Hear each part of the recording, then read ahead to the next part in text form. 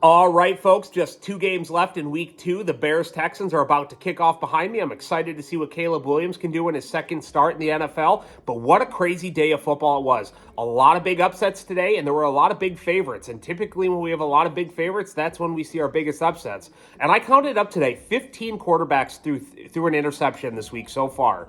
And 2 of them threw 3 interceptions. And I don't know what the average number of interceptions are on any given week, but it seems like there were a lot today. Every time I turned on a game, it seemed like someone was throwing a pick. And right now, if you had to give an MVP through 2 weeks, it'd have to be Derek Carr or Baker Mayfield. 2 unexpected teams that are 2-0, 2 quarterbacks who are playing very well. And we're going to start right there. The Saints go into Dallas, and they absolutely house the Cowboys. They put up 44 points on a team that I thought had a very good defense, and the Cowboys just had no answers for that. And right now, through 2 games, the Saints have scored on all 15 of their possessions, which is an absolute crazy stat.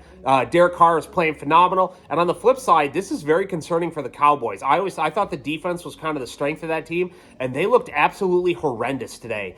Gave up 430 yards to a Saints team, which we weren't sure that if they were any good, beating the Panthers last week. So I'm keeping an eye on that Dallas defense because they really struggled today, and they looked terrible. Number 2, the Vikings beat the Niners in Minneapolis, and the Vikings are off to a 2-0 start.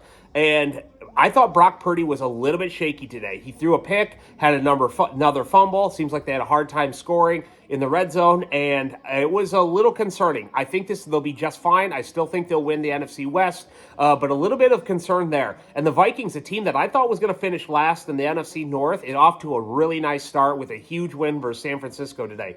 Number 3, the worst loss of the day for me was the Ravens, losing at home versus a bad Raiders team. The Ravens were up 10, and I don't know what was going on in that game, but the Ravens just could not score in the red zone. They had a hard time putting it in against the defense that is not very good, and the Ravens got a lot of tough games coming up, and now they're 0-2, off to an 0-2 start, and they still haven't played anyone in division yet. This could be a concerning start here for the Ravens, so I'm looking to see if they can turn it around. Number 4, I think the biggest win of the day today was by the Tampa Bay Bucks. They go into Detroit and beat a Lions team, a team that I thought was going to go to the Super Bowl. I projected them to go to the Super Bowl, but Jared Goff was absolutely horrendous today. Turned the ball over multiple times. They had multiple chances to put it in for a touchdown to win the game, and they just could not get it done. He was really shaky today, and that's a little bit concerning. We'll see how he progresses throughout the season. Number 6. The Steelers off to a 2-0 start, and this defense is tremendous. I know Bo Nix is not someone that we would consider to be a good quarterback right now. He's had a pretty rough start to his career, but the Steelers are very good on defense, and Justin Fields is doing what he should do. He's just doing enough. He's not turning the ball over. He can run with it pretty well, and right now the Steelers really look like they are exceeding my expectations. And I think they're going to be a lot better than we thought, especially with that defense. A lot of teams are going to have a really hard time scoring against that team. And finally, the Chiefs barely escaping KC. The good thing was they got the win. They're 2-0, and their 2 toughest games of the season are behind them. So to go 2-0 in your toughest 2 games is a very good start. The concerning part was they had a really hard time blocking Trey Hendrickson today.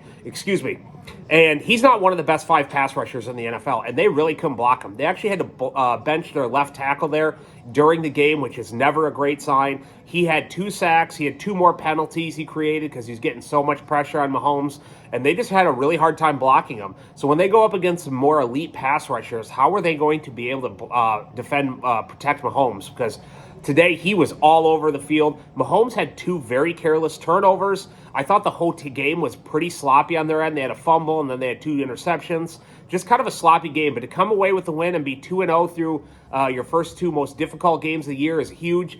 So right now, I still have them at the top of the NFL. But can't wait to see what happens tonight. Can't wait to see what happens tomorrow night with the Falcons-Eagles. And we'll talk to everyone Wednesday night.